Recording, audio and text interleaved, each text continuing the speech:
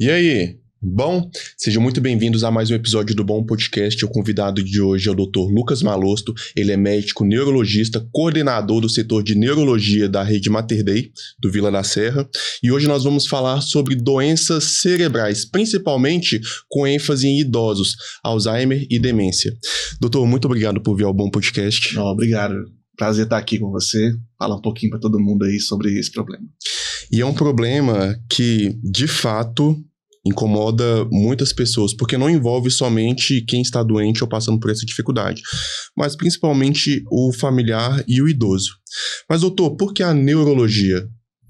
Cara, isso é uma pergunta muito boa, porque nem sempre a neurologia, quando a gente vai falar de idoso, a primeira coisa que vem na nossa cabeça é o geriatra, né?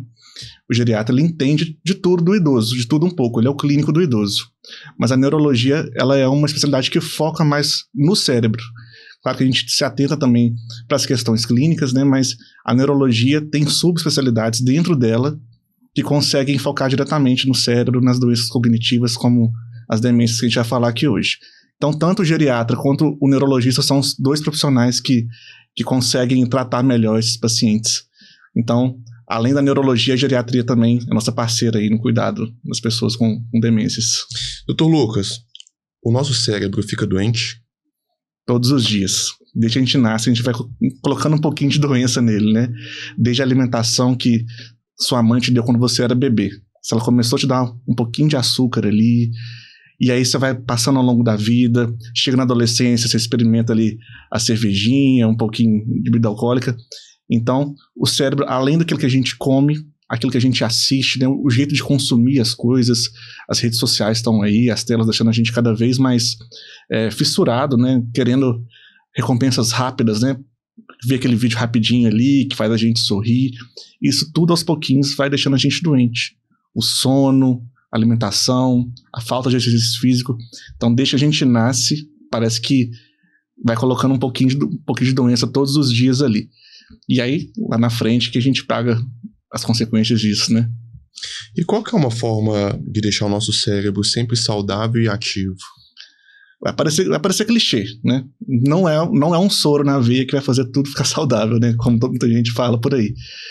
Cara, eu acho os pilares da saúde mesmo que a gente tem aí. Primeiro, a alimentação, né? Focar numa alimentação realmente saudável. Claro que a gente pode, de vez em quando, comer uma coisa que a gente gosta, né? Às vezes com mais açúcar, com mais gordura, mas a gente precisa ter uma alimentação balanceada, focada em alimentos que a natureza dá pra gente, e não aquilo que a indústria dá pra gente, né? Atividade física regular também, para não ter sedentarismo. O sono talvez seja o pilar mais importante, porque é durante o sono que a gente consegue renovar nosso estoque de aprendizado, nosso estoque a gente consegue aprender coisas novas ali, a gente retém as memórias durante o sono. Então, sono, atividade física, alimentação, a saúde também espiritual, acho muito importante também a gente ter um contato, não é aqui sobre crenças, sobre Deus existe, Deus não existe, mas uma saúde para a gente pensar no nosso meio, pensar dentro da gente mesmo, conseguir, seja numa meditação, seja numa oração, seja num momento de reflexão, isso é importante. Conviver com as pessoas, isolamento social, provoca demência lá na frente, provoca depressão, provoca tudo.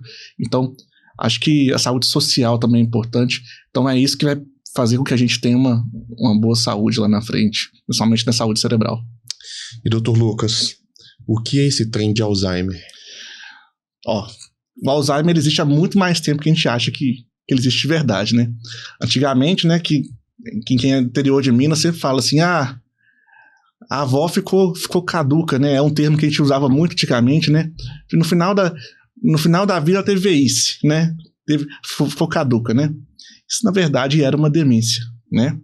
E o Alzheimer, ele foi descoberto por um médico alemão que, não satisfeito, foi em 1906, ele tinha uma paciente que ele percebeu que ela tinha 50 e poucos anos e ela estava com 50 e poucos anos, ela estava alucinando, estava tendo vários sintomas de memória muito ruim tão cedo, né? E quando essa paciente dele faleceu, ele fez a autópsia, ele abriu o cérebro dela e viu que naquele cérebro tinha um monte de coisas diferentes do que cérebros idosos, velhos, normais. Ele viu várias plaquinhas de inflamação lá dentro que não tinha nos cérebros, né? Esse médico se chama Alzheimer, Alois Alzheimer. E ele viu esse cérebro e ali foi definida a doença de Alzheimer, que é uma doença em que a pessoa começa normalmente a partir dos 65 anos, mas tem casos que são antes também, ela perde um pouco de quem ela é. A gente associa muito a memória, né? Tal pessoa tá ficando esquecida, tal pessoa tá ficando... tá repetindo muitas informações, toda hora tá pergunta a mesma coisa. Mas antes de esquecer, ela pode ir dando pequenos sinaizinhos assim. Ela hesita perante alguma coisa. Por exemplo, é um professor. Sempre deu aula muito bem. A aula dele começa a ficar um pouco diferente, ele começa a esquecer de alguma coisa, começa a não dar aula tão bem. Então, às vezes, acho que antes do esquecimento é a perda da atitude. Então, o Alzheimer, a pessoa vai se esquecer, normalmente, mas ela começa a perder um pouco de quem ela é. E esse é o primeiro sinal.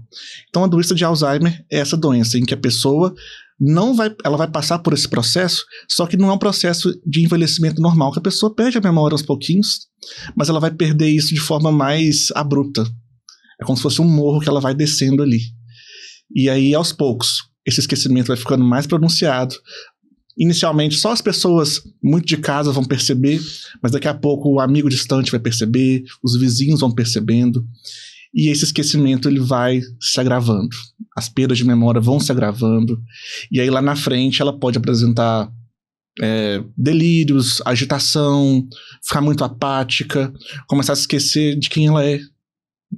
Então a doença de Alzheimer é essa doença que a pessoa vai perdendo aos pouquinhos. Inicialmente ela perde um pouquinho de quem ela é, vai se esquecendo, e aí lá na frente ela pode chegar num ponto em que ela não se lembra de nada, normalmente. E por que as pessoas, elas só conseguem... As pessoas que eu falo familiar, elas só procuram um médico quando a situação já chegou num agravamento tão grande que talvez não tenha até possibilidade alguma de reversão? Pois é, isso é muito comum. Na verdade, muitos familiares que eu vejo, eles entram em negação. E muitos também não têm conhecimento do que é a doença. Quando a pessoa já viveu em casa, é mais fácil, né? Quando a pessoa começa a, por exemplo, ter um esquecimento, de fato, ela associa isso à idade. Tá ali por volta dos 60 anos, tô ficando meio esquecida. Normal, né? A idade, todo mundo fala isso, não? Tô ficando tão esquecido, cabeça tão pesada. Esse é o momento ideal de você passar por uma avaliação. Esse é o momento. A maioria dessas pessoas realmente é um esquecimento normal. Só que naquele momento ali a gente teria uma porcentagem de pessoas que estão começando um processo de demência, sabe? Se a gente conseguisse falar para todo mundo que está tendo sintomas de memória, ali por volta dos 50, 60 anos, a passar por uma avaliação só para ver se está tudo bem, na maioria das vezes vai estar tudo bem.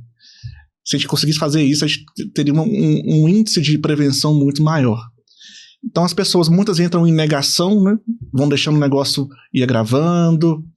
Normalmente elas já vão no médico, muitos médicos não estão preparados para lidar com o problema, né? Porque na faculdade, Alzheimer, ele é um capítulo de livro, ele é uma nota de rodapé. A gente não estuda isso de forma aprofundada, sabe? Então não é a maioria das especialidades médicas que estão preparadas para isso. E aí, normalmente, até essa pessoa ter um diagnóstico, ela já passou por 2, 3, 4 médicos que já falaram, tá tudo bem, é só um esquecimento normal. Por isso que o geriatra ou o neurologista, que são os principais. Então, pessoa com perda de memória tem que passar por ou o geriatra ou o neurologista para investigar. Então, existe um tabu muito grande também da pessoa não acreditar que Alzheimer existe. Então, tem pessoas que não ligam para isso. Enfim, o que eu vejo, as mulheres são mais preocupadas, elas vão mais ao consultório precocemente que os homens. Enfim, normalmente esses sintomas começam por volta dos 60 anos. E as pessoas ali muitas vezes estão no auge da vida, estão trabalhando, estão com os filhos na faculdade, precisam trabalhar, pagar a faculdade do filho muitas vezes, precisa de dar conta das contas de casa, e aí elas acabam deixando isso para lá. Então, se fosse mais precoce, né, é muito mais fácil. E qual a diferença de perda de memória por cansaço ou exaustão mental devido ao trabalho para uma possível doença mental? No início parece muito parecido, mas é bem legal falar disso. A perda de memória que a gente tem, por exemplo, assim, esqueci tipo, onde eu coloquei a chave. Tô muito esquecido. Esqueci tal compromisso. Só que aí você lembra do compromisso, você vai lá e entra em contato, não, vou remarcar, ou daqui a pouco você lembra onde você pôs a chave. Na demência, no Alzheimer, você perde a chave e daqui a pouco você esqueceu que perdeu a chave. Você para de procurar porque você nem lembra mais que você perdeu a chave. Você, às vezes, você conversa com alguém hoje, amanhã se encontra de novo com essa pessoa e aí você esqueceu da conversa de ontem. Você esquece, às vezes, que você comeu... Realmente, aquele negócio, esqueci que eu comi no almoço. Aí, se você tem um esquecimento normal, se você vai começar a mentalizar, você vai puxar na memória. Não, comi isso, comi aquilo. Na demência, não. Você vai tentar acessar essa informação não está disponível no seu cérebro para você. Então, é um esquecimento que você esquece, às vezes que você esqueceu. Entendeu? E aí, aos poucos, aí do nada você encontra um controle remoto dentro da geladeira. Tive um paciente que fez isso, sabe? Assim, como é que eu coloquei um controle remoto dentro da geladeira? Ele não lembrava de ter colocado lá.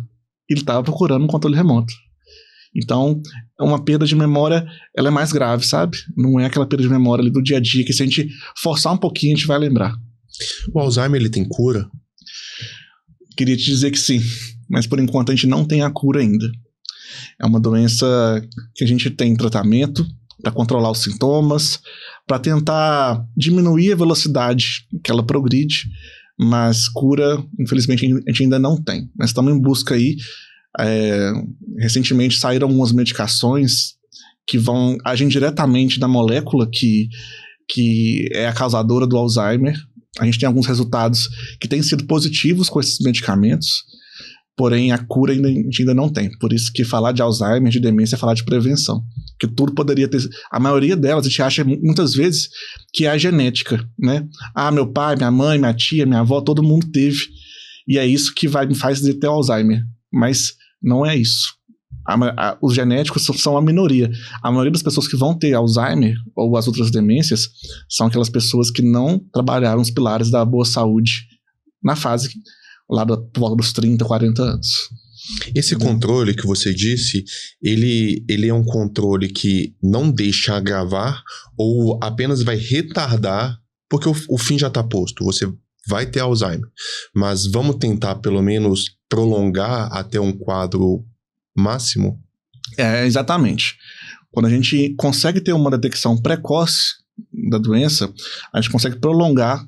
A gente vai fazer com que esses sintomas eles vão numa velocidade muito menor do que eles iriam se não houvesse tratamento, e a gente vai trabalhar ali os pilares do dia a dia mesmo, que vão fazer com que essa pessoa não tenha os sintomas. Por exemplo, se eu tenho uma noite mal dormida, eu vou ficar com outro dia com a memória muito ruim. Uma noite mal dormida numa pessoa com Alzheimer pode fazer com que ela tenha alucinações, delírios, que ela comece a não entender onde ela está. Então, a gente tem que, quando a gente detecta precocemente, a gente tem mais chance de prolongar essa qualidade de vida. Que é isso que você falou aí. A doença ela vai progredir, porque a gente envelhece. O tempo vai passar, a doença vai andar. Mas é aquele negócio, você quer que essa doença ela vá assim, como se fosse realmente uma montanha russa, ou seja, que ela seja uma descidinha leve. Eu falo isso com os pacientes, né? Ou você pode pegar uma montanha russa, ou você pode pegar um carrinho de rolimã, quando você era criança lá, que você vai descendo devagarzinho no morro ali. E é isso que a gente faz. A gente consegue retardar a velocidade de progressão dessa doença. Eu vejo que o Alzheimer, ele causa muito transtorno, não somente no paciente, mas em toda uma rede familiar. Por que os familiares são tão estressados quanto ao cuidado desse idoso? Normalmente eles não estão preparados. Ninguém está preparado para a chegada. Por exemplo, um casal com uma criança que ele não planejou. A mãe não tá, o pai às vezes não estão preparados para receber aquela criança. Eu acho que nenhuma família está preparada 100% para ver aquele idoso ficar daquele jeito. E normalmente, por exemplo, é aquele pai de família que sempre fez tudo. Pagou as contas, saiu de casa, trabalhava, dando um exemplo aqui, né? Dirigia, planejava as férias, fazia as viagens com os filhos.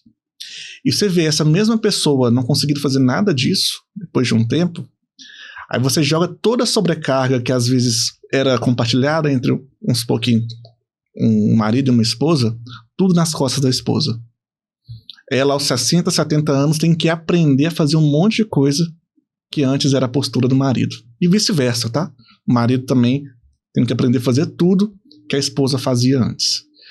E quando você vê aquela pessoa, aos poucos, perdendo a identidade dela, às vezes você vai confrontá-la. Por exemplo, assim, é muito comum, né? Essa pessoa chega e vê um amigo ali da época de quando ele trabalhava, por exemplo, né? Aí vai a esposa... Você lembra de tal pessoa aqui? Aí a pessoa que já tá com Alzheimer não lembra muito bem. Você bota ela em constrangimento. E aí essa pessoa começa a ter atitudes, por exemplo, de noite não consegue dormir, fica muito agitada, e a pessoa tá sobrecarregada, ela não consegue lidar com aquele problema. Então a pessoa não tá preparada para aquilo que tá vindo. E aí ela precisa se instruir, procurar ajuda. Às vezes tem que ter um cuidador junto em casa que já tá mais preparado para lidar com isso. Então normalmente é aquilo, a gente não espera que isso vai acontecer. Ninguém quer que isso aconteça. Muitas vezes a gente entra em negação. Então, esse estresse familiar todo é porque normalmente elas não têm a preparação para aquilo que vai vir. Aí identificou que tem, a primeira conversa que eu faço com meus pacientes é uma grande reunião familiar para preparar e desenhar o futuro com essas pessoas. Agora vai estar desse jeito, mas daqui 1 ano pode acontecer isso. Daqui 2, daqui 3, daqui 5 vai ser assim. Daqui 10 anos é assim. Então agir antes, já preparar as famílias já é um alento importante para elas ali. Então acho que é isso. Elas não estão preparadas para receber uma pessoa assim. Uma pessoa com Alzheimer, ela consegue aprender algo novo? Porque é muito comum a pessoa que já tem um quadro, aí a família colocar numa aula coletiva, numa aula de cerâmica, numa aula de música, para tentar fazer com que ele aprenda algo novo. Pois é, eles têm mais dificuldade de aprender algo novo, mas podem sim, principalmente naquela fase inicial. Podem e devem. Na doença de Alzheimer, a gente está perdendo neurônios. As conexões dos neurônios estão se perdendo. Então, uma forma é a gente criar novas conexões. Então, você está ali na fase inicial, colocar realmente aulas de línguas, por exemplo, pode ajudar. Fazer algum curso de artesanato, música, esporte, tudo isso. Aprender algo novo, sim. Lá na frente, nas fases mais terminais, é mais difícil. Aí a gente vai ter uma abordagem diferente. Mas é importante que nessa fase inicial elas realmente façam essas aulas coletivas ou aulas individuais que sejam ali, para que elas conseguem sim aprender algo novo. E a gente tem aí alguns trabalhos do Brasil todo, com mostras de pacientes com Alzheimer. Lá no Rio de Janeiro a gente tem museus dedicados a sessões a só isso, né? Pessoas que têm demência, que têm Alzheimer, que fazem ali pinturas, compõem música. Então não está perdido não. Tem que fazer sim, e faz toda a diferença da manutenção da saúde cerebral. Alzheimer é uma doença de velho? Ou existe a possibilidade de alguém ali na casa de 30 e poucos anos já ser diagnosticado? Olha, é uma doença que normalmente, a doença de Alzheimer típica, ela começa dos 65 anos em diante, atípica. Se começou antes de 65 anos, a gente já tem uma apresentação atípica, certo? A gente tem alguns tipos de demência que são mais precoces, como a demência frontotemporal, que é um outro tipo de demência.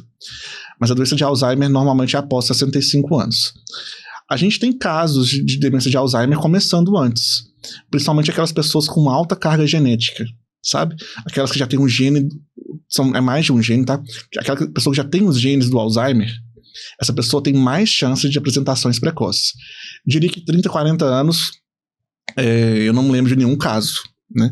Mas o caso mais jovem que eu me lembro foi 48 anos de idade. E tem relatos de literatura de até um pouco mais cedo disso. E nesse caso, interessante que eram várias irmãs com um traço genético, eram 3 irmãs, e as 3 tinham a demência de Alzheimer diagnosticada. Então, 30, 40 anos, não. Mas o interessante falar, a doença de Alzheimer, ela pode começar aos 30, 40 anos, mas de outra forma. Os sintomas, eles normalmente surgem quando o nosso cérebro já está cheio de inflamação, sabe? Por exemplo, se eu e você tivermos Alzheimer, pode ser que essa inflamação já esteja acontecendo. Essas plaquinhas de inflamação que vão inflamando ali, que elas chamam beta-amiloide, ou placas de tau, são dois nomes, né? Beta-amiloide e tau. Elas começam a ser acumuladas na casa dos 30, 40 anos. Só que os sintomas só vão começar 15, 20 anos depois. Depois que a gente já tem uma inflamação mais robusta ali. Então ela começa agora, e por isso prevenção tem que ser feita agora, nessa idade, mas os sintomas lá na frente. Qual é a maior dificuldade que alguém com Alzheimer passa? O paciente em si? Eu acho que o Alzheimer são várias fases. São várias fases, né? Cada fase tem a sua particularidade. Na fase ali inicial, muito inicial, ele reconhece. Ele percebe que está tendo um problema. Lá na frente ele normalmente não sabe que está tendo um problema. Ele não entende isso. Como se virasse uma criança praticamente. Só que nas fases iniciais, a primeira dificuldade é a perda da identidade. É o professor que conseguia dar aula e agora ele não está conseguindo dar aula mais. O desempenho dele já não está sendo tão bom. É o contador que está perdendo cliente. É a pessoa que aos 50 anos perdeu um emprego e não consegue se reinserir, porque em toda entrevista de emprego ela não consegue ter uma troca. Então acho que nessa fase inicial a maior dificuldade é a perda da identidade. A pessoa ela se vê, ela entende, ela recebe o diagnóstico, ela sabe que tem algo de errado com ela. E isso pode deprimir a pessoa, deixar ela ansiosa. Ela nem sabe que é um Alzheimer, mas ela se vê indo embora. E as dificuldades para a pessoa, no início, elas são essas. E aí depois, se tem esquecimento, isso vai te provocar uma série de prejuízos na vida social, na vida no trabalho. Você começa a ter, por exemplo, realmente muitos Alzheimers começam com depressão. A pessoa começa a se fechar no caminho dela. Então ela já começa a não participar do campeonatinho de futebol que ela sempre participou, ou não começa a não cozinhar todo domingo para a família igual sempre cozinhou. E elas vão tendo essas dificuldades lá no início, elas vão se perdendo. Aí depois que isso vai avançando um pouco, ela começa a ter dificuldades que ela não consegue mais organizar a vida dela. Ela não consegue organizar os medicamentos que ela toma. Ela não consegue ir ao banco pagar uma conta mais. Ela não consegue dirigir mais porque o carro começou a tá cheio de arranhão quando tá esbarrando em tudo. Ela não consegue organizar a viagem que sempre organizou. Então tem a perda de identidade. Depois ela começa a deixar de perder essas coisas da autonomia da pessoa. Por exemplo, sempre faz sacolão toda semana, já não consegue mais organizar, saber o que tá faltando em casa para ir no sacolão. Então, depois que a gente passa por essa fase, que ela perde esse tipo de autonomia, de fazer as coisas sozinhas, ela vai começar a perder as coisas básicas, mais básicas. Inicialmente, ela vai parar de escovar dente, ela vai esquecer que tomou banho, aí vai tomar vários banhos ao dia, ou não vai tomar banho nenhum, vai ficar vários dias sem tomar banho. Ela vai esquecer assim, será que eu almocei hoje? Ela vai e almoça 2 vezes. Ela já não consegue mais ter noção espacial e temporal da vida dela. E aí isso vai caminhando e ela vai começar ficando dependente para esse tipo de coisa. Ela já não consegue mais saber que é um sabonete que ela tem que passar na hora do banho, ou um shampoo, organizar essas ações em uma sequência, né? Ela vai perdendo isso. E aí precisa de ajuda para o banho, ajuda para alimentação, ajuda para qualquer coisa básica para se vestir. Ela não consegue mais escolher uma roupa. E normalmente as dores da família elas começam a doer nessa fase. Quando começa a impactar no outro, no cuidador, que precisa assumir ali uma postura mais firme e começar a fazer isso. Então você vê que cada fase, Kleber, ela tem uma coisa diferente. E a pessoa, normalmente, no início ela sabe que tem um problema, lá na frente ela já não tem mais esse insight, né? essa noção, nossa, estou tendo um problema aqui. A família ela fica exausta cuidando de alguém que passa por uma demência? Posso dizer que na grande maioria das vezes sim. Se essa família não... Normalmente as famílias que têm uma condição financeira melhor conseguem contratar todo um aparato ali, ter um cuidador 24 horas, você ter tudo dentro de casa, é mais fácil. Agora, não é a realidade da grande maioria das pessoas. Não é. E isso normalmente a carga fica em uma pessoa. Ou vai ser a esposa, ou vai ser o marido, ou vai ser uma das filhas. Normalmente o filho, raramente é o filho. Normalmente é uma das filhas. Normalmente é aquela pessoa que teve mais conexão com essa pessoa ao longo da vida. Essa pessoa vai ser sobrecarregada. Normalmente tem uma pessoa. E aí as outras pessoas, os outros filhos, ou algum irmão, também serão impactadas. Mas sempre vai cair na cabeça de uma pessoa, nas costas de uma pessoa. Sempre tem uma pessoa que vai sofrer mais. Que é aquela pessoa que tá no dia a dia. Que tá ali lutando lado a lado. Normalmente é o marido ou a esposa. Tá bom? E por que sempre tem briga familiar por saber quem vai ser obrigado a ficar com essa pessoa? Olha, aí cada família tem um problema, né? Tem casos que essa pessoa com Alzheimer não deu um amor pros filhos. Não deu um amor não foi uma pessoa que, sei lá, batia na esposa. Tem casos que eu já vi disso. Traía a esposa. Aí chega nessa fase, ninguém quer cuidar. É difícil. Normalmente esses casos vão para uma casa de repouso, para um asilo. Só que nas famílias em que há o amor, normalmente a briga vai ser, todo mundo tem sua vida, todo mundo tem seus filhos, seu trabalho, ninguém quer dedicar tempo àquela pessoa. As brigas começam aí. Ninguém tá querendo largar sua vida de lado para poder cuidar dessa pessoa. E aí cada família tem suas particularidades. Por isso é importante, quando a gente faz o diagnóstico, a gente reunir a família e falar algumas verdades. E aí vai muito da história da pessoa. Eu tenho um paciente, por exemplo, que ele realmente, assim, ele nunca deu as filhas não se sentem obrigadas a cuidar do pai. Ele nunca cuidou da gente. Já tô fazendo muito, trazendo ele aqui nessa consulta. E aí dói, né? Você vê, assim, o caminho dessa pessoa é ficar sozinha no fim da vida dela. E qual é a forma mais irresponsável da gente foder o nosso cérebro? Nossa. É falta de leitura, é excesso de celular, é excesso de telas? Olha, isso começa quando você é criança, né? Acho se a gente pensar nos principais pilares, assim, se eu pudesse dizer é o sono. Dormir mal é aquilo que mais vai fazer com que o seu cérebro vá por água abaixo. É porque é no sono que a gente consegue realmente... O sono a gente muitas vezes acha assim, tá dormindo, tá só descansando. Não, o sono, a gente tá muito acordado. A gente tá limpando o cérebro de tudo que a gente viveu no dia. Aí quando você não dorme bem, você vai estar com aquela sujeira acumulada. E essa sujeira pode virar um Alzheimer lá na frente. Essa sujeira pode virar uma hipertensão lá na frente. A insônia, né, os problemas de sono é um fator de risco para praticamente todas as doenças, o sono. Então, se você quiser realmente acabar com o seu cérebro antes, durma mal desde cedo. É o principal. Em relação a excesso de telas, existe alguma possibilidade? O excesso de telas é mais o que ele provoca na gente.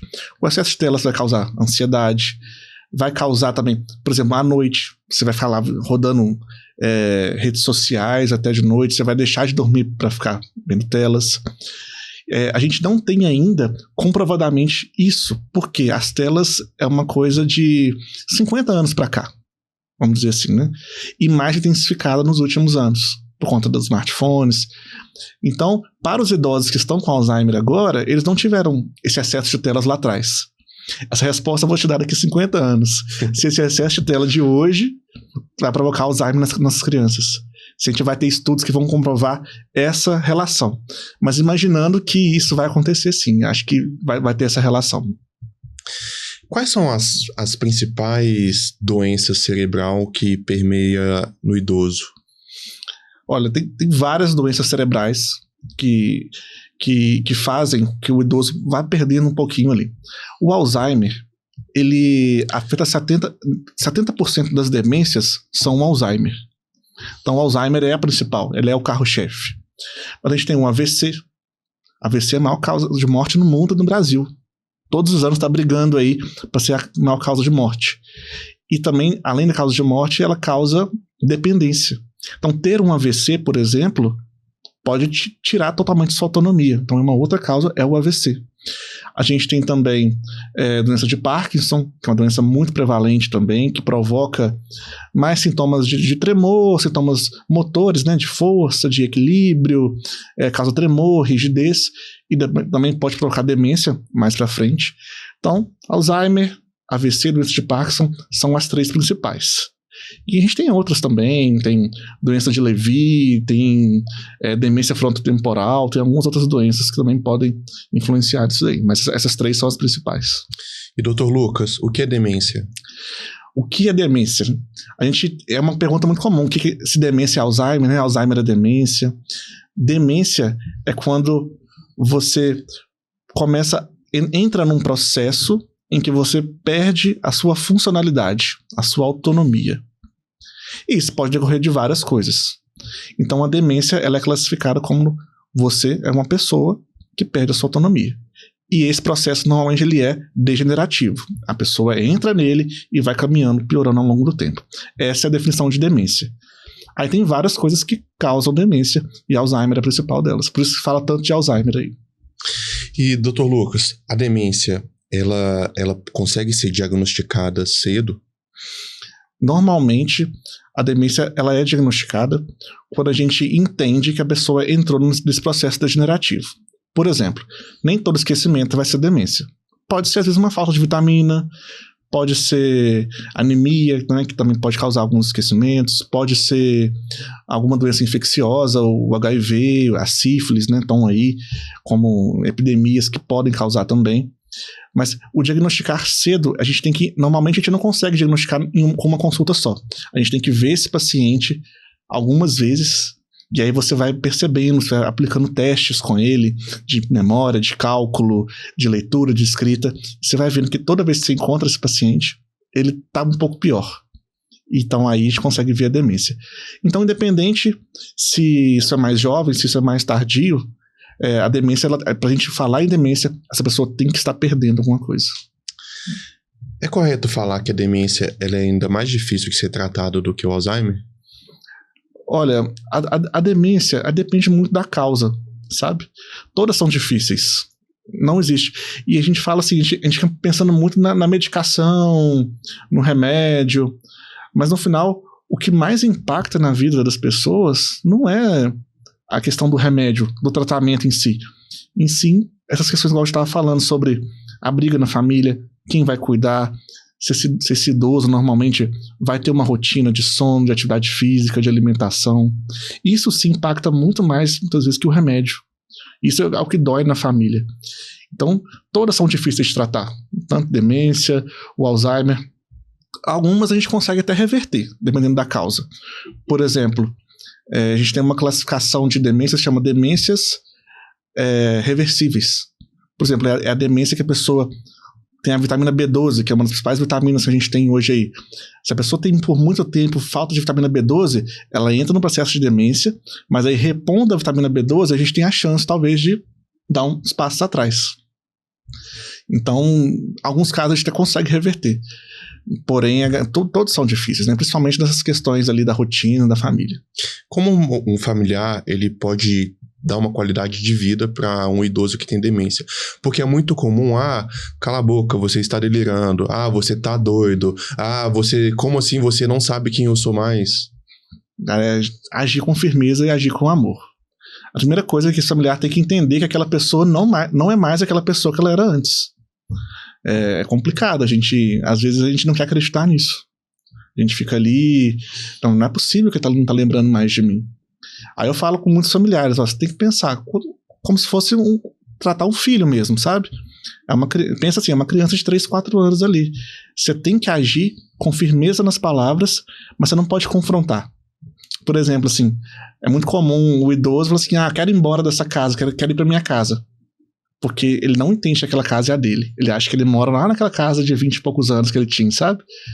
Aí, o que muitas famílias fazem? Confrontam. Não, mas você não mora naquela casa, você mora aqui. E essa pessoa vai ficando mais agitada, mais ansiosa. Você tem que entrar no mundo dele um pouco, sabe? Você tem que falar assim, não, vamos embora sim, vamos fazer as malas. Você acalmou o idoso ali. Você agiu com amor, você agiu com firmeza. Daqui a pouco ele vai esquecer, certo? Então, a primeira coisa é o cuidador reconhecer que tem um problema ali. E realmente, ninguém é de ferro, né? Mas respirar fundo toda vez e agir, ele tem um problema e nós vamos agir com firmeza e vai dar tudo certo. Acho que é isso, a firmeza e amor nas atitudes e nas palavras. E o que fazer quando o idoso com demência ou Alzheimer, ele começa a recusar alimentos?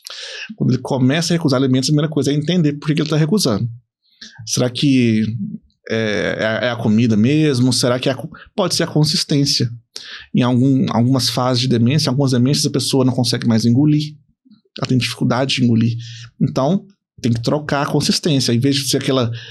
igual nós mineiros aqui, né? Em vez de botar o frango com quiabo lá, tudo... Nós vamos botar o franguinho picadinho, um anguzinho ali com feijão misturado. Vamos oferecer. Isso for a consistência. Pode ser o tipo de tempero também que essa pessoa está recusando. Pode ser também... Porque essa pessoa não tem uma rotina alimentar fixa, né?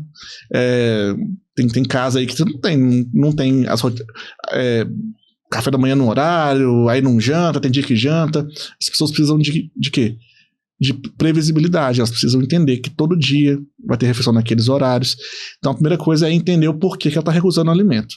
Então pode estar no alimento, pode estar na consistência, pode estar na falta de rotina, enfim. Cada caso é um caso aí. Se a pessoa está recusando alimentos, aí tem que passar por um médico, por um nutricionista, por um fono, para poder olhar isso aí direitinho.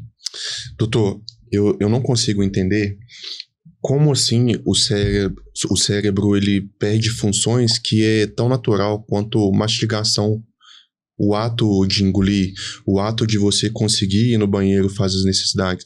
O que de fato acontece no cérebro? É um desligamento? É como se fosse um desligamento. O que eu falo com meus pacientes, muitas vezes assim, imagina que seu cérebro é um prédio. E aí, inicialmente, você tem uma sala que alaga. Aquela sala fica inativada. E esse alagamento, uma hora, vai alagar o andar todo. E depois vai passar para os outros andares do prédio.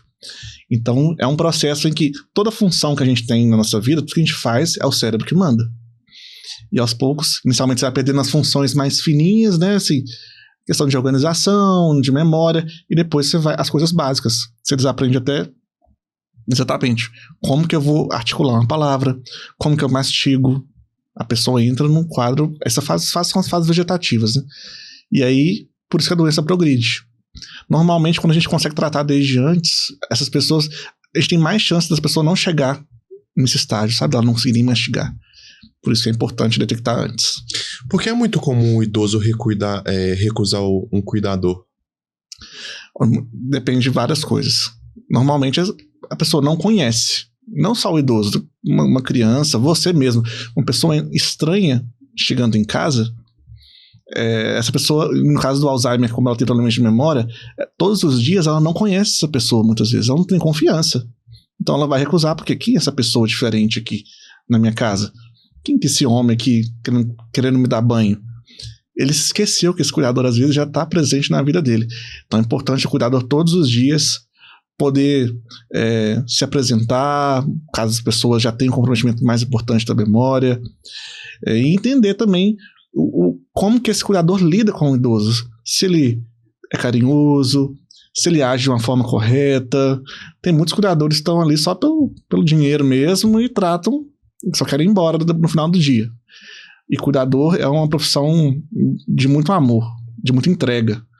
Então é comum, nós cuidadores que temos que entender que aquela pessoa pode nos recusar. E aí tem as técnicas de como você conseguir se aproximar melhor, sendo gentil, sendo carinhoso, enfim.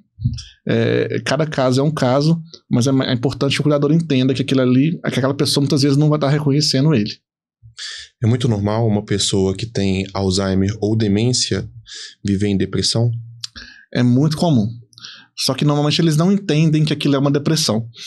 A maioria delas se fecham, ficam pros cantos, são pessoas normalmente que têm pouco estímulo, são pessoas mais isoladas ali. Nós, nessa fase adulta, né, normalmente a gente pensa na depressão como: tô ficando muito triste, tô chorando muito, não quero mais fazer nada. Essa pessoa, a depressão nela vai ser identificada de outras formas. Vai ser numa agitação, numa ansiedade, numa apatia. A pessoa fica muito quieta no canto dela. Então é muito comum que essas pessoas elas entrem num quadro. A maioria das pessoas entra num quadro de não se sentir bem, sabe, com a própria mente. E isso costuma vir antes, às vezes, até dos esquecimentos. Ela vai se fechando porque ela vai entendendo ali que ela não está sendo mais ela mesma. Quais são os maiores mitos que envolvem o Alzheimer ou demência? Os maiores mitos é primeiro, que isso não existe. Tá? Tem gente que não acredita na doença. E isso é uma inverdade, é uma mentira, porque a gente tem, sem comprovação, que a doença existe. A gente tem alguns bem comuns hoje, principalmente ligados a tratamentos milagrosos voltados para Alzheimer, pessoas vendendo protocolos de vitaminas, falando que vão salvar o Alzheimer, que vão reverter a doença. Isso é um mito, isso não existe. Então a cura é um mito ainda pra gente. Espero que a gente veja aí nos próximos anos a cura surgindo. Outro mito, por exemplo, também tem outro só pra falar nisso, o canabidiol. O canabidiol é excelente para manejar ansiedade, agressividade, mas ele não cura demência. Isso é uma coisa que tem que ficar muito clara. E eu recebo muitas famílias chegando com prescrição de canabidiol, falando, não, vai melhorar a memória dele. E não melhora nada. O canabidiol é para sintoma. Ele é para ansiedade, para aquela pessoa, às vezes, que tá com dor, para aquela pessoa, às vezes, que tá com muita insônia, o canabidiol pode ajudar. Outros mitos também relacionados à doença de Alzheimer é que toda demência é Alzheimer, e na verdade não é isso. A demência é uma classificação mais ampla e o Alzheimer é uma delas. E, enfim, tem várias coisas aí. Se tiver algum que você lembra aí, pode mandar pra gente falar se é mito ou verdade. Não, fique tranquilo. Mas voltando para dentro do seu consultório, provavelmente não é uma consulta única. Consulta única vai somente o idoso. Geralmente vai com a esposa ou vai com os filhos. Após esse diagnóstico formado, como o familiar recebe? Olha, cada caso é diferente. Não dá para falar disso aqui como um familiar recebe. Eu posso dizer que 80% das minhas consultas, elas precisam de ter um lencinho do lado, que a pessoa chora. Chora muito. Às vezes ela já até sabe que, não, ele tem Alzheimer. Só vai dar consulta para confirmar isso. Muitas vezes tem. E ali é como se fosse uma notícia muito difícil para a família. Se comunicar uma doença. A gente tem jeitos certos de fazer isso. E normalmente, então, é um momento que envolve muita dor. É um momento que a gente tem que oferecer muito nosso ombro amigo ali e mostrar para a família que você está junto. E é isso que diferencia normalmente os profissionais que lidam com demência todos os dias. Eles sabem que aquilo vai acontecer. A gente já está preparado para lidar com essa dor que essa família vai passar. Enquanto muitos profissionais, assim, é uma demência, não tem o que fazer. Isso é tão comum, assim, às vezes eu fui incrédulo com isso, mas é muito comum. A pessoa assim, é uma demência, é isso daí, daqui 5 anos ele vai ficar na cama, e é desse jeito. E aí, eu dou essa notícia pra família, ela entende, chora, e ali eu falo assim, mas calma aí, existe um caminho de qualidade de vida, de preservar a identidade dessa pessoa, em que vocês vão conseguir construir algo ainda. A vida não acabou. Não é uma sentença, como muitos acham que é. Alzheimer e as demências não são uma sentença de fim, de vida. Tem muita vida pela frente ali, é isso que a gente mostra para as pessoas, e ali a gente vai construindo esse caminho ao longo do tempo. E qual seria as formas mais irresponsáveis da família cuidar de um idoso assim? Negligência. Lidando como se o problema não existisse. Deixando esse idoso ao relento. Essa pessoa com demência, ela precisa de ajuda. Ela precisa de apoio. E muitos familiares abandonam essas pessoas, depois que entendem isso, abandonam uma casa de repouso, que às vezes não tem estrutura nenhuma. Então, a principal é sendo negligente, também confrontando essa pessoa que está passando por aquele processo. Ela não entende muitas vezes que está passando por um processo. Aí você vai lá confrontando, não dando rotina para essa pessoa. Essa pessoa precisa de previsibilidade na vida dela. Não pode ter cada dia uma coisa diferente dentro de casa, um ambiente hostil, com brigas. A gente precisa de dar carinho, amor, atenção. É isso que essas pessoas precisam. Então a irresponsabilidade vem disso. Você já pegou casos ou conhece de algum que o idoso ficava trancado em um espaço fechado pelo familiar ou vivia dopado para o cuidador, as pessoas que estão ali com esse ato de cuidado ter menos estresse possível? Já, muitas vezes. É muito comum, porque a gente tem medicações que dopam a pessoa. Então é muito mais fácil. Não, dá o remédio dele aqui, ele dorme 6 horas da tarde, vai acordar meio-dia do outro dia, é como se virasse um animal de cativeiro. Já peguei alguns casos, sim, em que as famílias, por acharem mais fácil, né, só entregam a medicação ali. Por outro lado, eu fico muito feliz que muitas famílias não agem dessa maneira também. Tem gente que realmente quer saber, que gosta. A maioria das famílias são assim. Elas querem entender e hoje em dia elas já entendem que dopar a pessoa não é tão bom. Às vezes é uma solução muito fácil para o médico também, sabe? A família chega, ele tá ficando agitado, tá ficando agressivo. O médico vai lá, prescreve o remédio, toma aqui o remédio.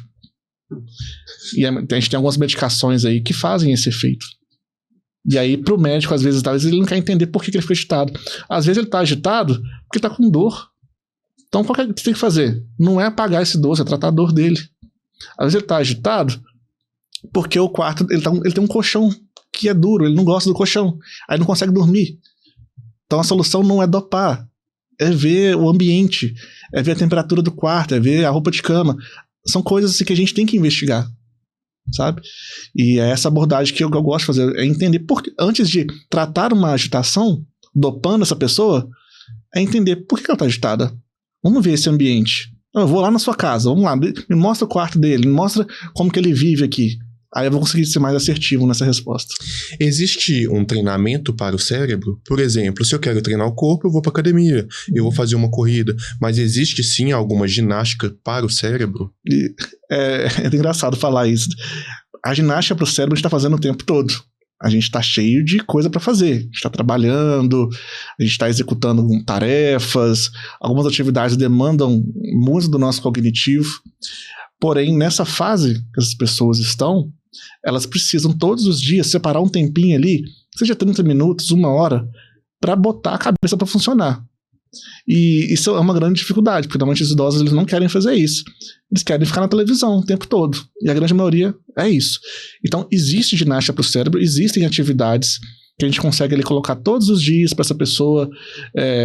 Pode ter com um terapeuta ocupacional, ou pode ir em uma dessas escolas para idosos que a gente tem aí hoje também, algumas franquias disso, em que a pessoa está ali todos os dias, botando para funcionar, fazendo conta, fazendo exercício de raciocínio. Então, assim como o corpo, a gente tem que exercitar a mente todos os dias. Muitas vezes é difícil, porque às vezes a pessoa é analfabeta, aí em vez de botar conta para ela fazer, bota ela para organizar uma gaveta, separar as peças de roupa por cor, ou bota ela para organizar uma horta, um jardim. Isso também é ginástica para o cérebro. Ela está trabalhando ali, tudo isso. E Dr. Lucas, eu não posso deixar você ir embora sem antes falar do que é a Vitamente. Porque numa pré-conversa que a gente teve, eu vejo que tem de fato muita relevância assim e carência. Eu nunca vi algo parecido assim. Vamos falar um pouquinho do Vitamente. Vitamente é um sonho, na verdade, sabe? Eu fui criado pelos meus avós. Meus pais também foram muito presentes, mas eles tinham que trabalhar, sair de casa, eles tinham que estudar para dar conta, né? Eles eram muito jovens quando eles me tiveram. Então, o dia a dia ali era mais com os meus avós. Então, o Vitamente é um programa voltado para pessoas com demência e Alzheimer, em que eu consigo devolver esse amor, sabe? Para os avós de todo mundo. Nesse programa, eu trabalho junto com as famílias. É como se eu entrasse para aquela família, eu falo. Eu viro mais um filho ali que ajuda no cuidado. Esse programa ele é todo domiciliar. Eu vou na sua casa. Então não tem aquele estresse, por exemplo, de a pessoa levar o idoso para consulta. É uma avaliação sem pressa. Eu não tenho assim, vai ser 20 minutos, 30 minutos. Nada disso. Eu fico ali horas conversando com a família, entendendo quais são as principais dores. E ali eu faço um programa focado em alguns pilares. Esses pilares são organizar a vida desse idoso. Então, colocar os exames dentro de uma pasta, seja organizar uma rotina, organizar, por exemplo, a alimentação, as atividades que eles vão fazer, um auxílio também na parte judicial, laudos de curatela, como é que essa pessoa vai entrar, às vezes, no INSS para conseguir um benefício. Eu faço toda a assessoria para a família nesse tipo de coisa. E aí, semanalmente, a gente tem pontos de contato com essa família. Eu vou na casa delas, normalmente de 2 em 2 ou 3 em 3 meses. Eu tenho uma profissional que vai de 15 em 15 dias na casa dessa pessoa para entender as dores da família, para entender, por exemplo, quais são os principais desafios daquele momento. E também a gente tem encontros online, onde a gente fala ali sobre os principais temas de prevenção, de como lidar às vezes com o sono, com a alimentação, com o banho, esse tipo de coisa. E aí ao longo do ano a gente vai trabalhando tudo isso e essa família vai ficando mais capacitada, mais preparada, a agitação do idoso some, porque a gente está toda semana na casa dele ali, entendendo o que está acontecendo e consegue agir antes das coisas piorarem. Então eu falo que o Vitamente é um programa onde a gente tem uma atenção para as famílias com demência muito mais profunda do que aquela consulta que você vai ali, daqui 6 meses você volta, aí piorou tudo, você não tem contrato do médico. É como se eu virasse mais um filho ali daquela família para ajudar nesse cuidado. Ou quase um personal da família também, né? É um personal da família, né? E para mim é um prazer muito grande, porque eu gosto do que eu faço, eu gosto de ir nas casas, o mineiro é muito receptivo. Então sempre sou muito bem recebido. Então é um amor muito grande. Eu tô devolvendo pros avós de outras pessoas todo o carinho que meus avós me deram. E como faz para quem tá nos assistindo ou ouvindo agora ter esse acesso a você?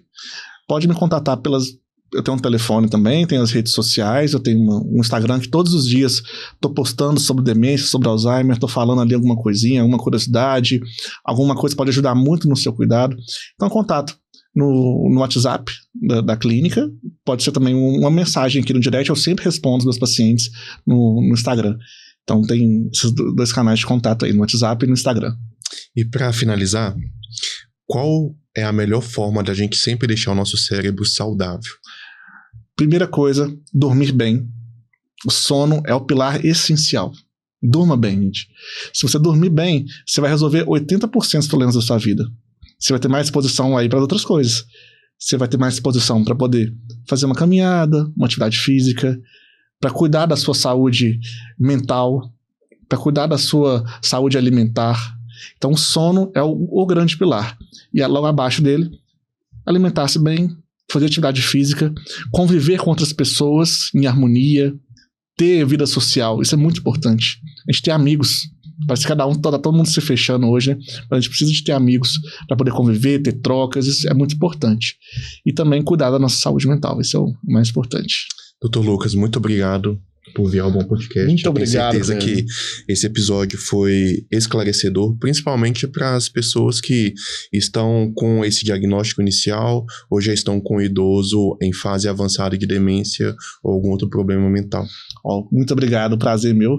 E espero o contato aí de vocês, vai ser um prazer acompanhar todo mundo aí nessas jornadas. Muito obrigado, amigão. Valeu. Gente, é isso. Eu sei que pode ter sido um episódio triste para alguns, principalmente porque cuidar de idoso não é fácil. E se ele tiver alguma associação, algum problema de demência, Alzheimer, Parkinson, eu sei que é mais difícil ainda, principalmente para a família. Mas vamos tentar dar um pouco mais de dignidade para quem sempre cuidou da gente. É muito fácil, ao fim da vida, a gente começar a tratar, como o Dr. Lucas disse, como um bicho, trancafiá-lo, e não enfrentar essas dificuldades que é cuidar. Eu costumo falar algo que idoso e criança é a mesma coisa, só que a única diferença é que a criança ainda aprende. E o idoso talvez já não tenha uma curva de aprendizagem assim mais clara ou objetiva. Vai na fé, paciência, procure meios de você que é cuidador, de você que é familiar, se cuidar também. Vai fazer uma terapia, vai ter a sua parte da religião mais assídua para você buscar forças e energia, uma forma de recarregar a sua vida, porque é desafiador e não é bonito você tratar com um idoso que fica babando ou tem dificuldade de fazer as suas necessidades. Eu sei que é difícil, mas lembre sempre, esse idoso ele foi fundamental na sua criação, na sua formação, provavelmente ele proveu financeiramente ao longo da vida e está na hora da gente retribuir esse cuidado e esse carinho com esse idoso, tá bom? Curtam, comentam, compartilhem, desculpe puxar a sua orelha, mas de fato é isso. Até a próxima.